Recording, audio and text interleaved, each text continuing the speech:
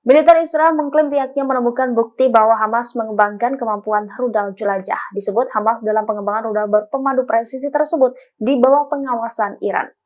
Teknologi semacam itu akan menjadi peningkatan yang berbahaya bagi kemampuan persenjataan kelompok militan tersebut.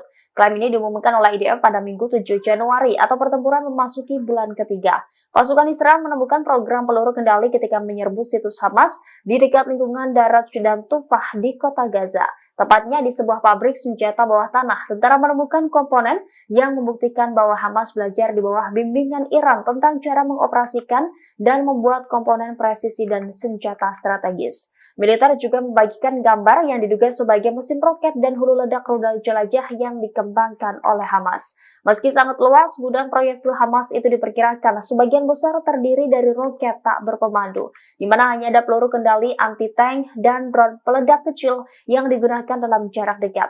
Sementara roket berpemandu, drone bawah air, dan rudal anti pesawat tidak efektif melawan pesawat Israel.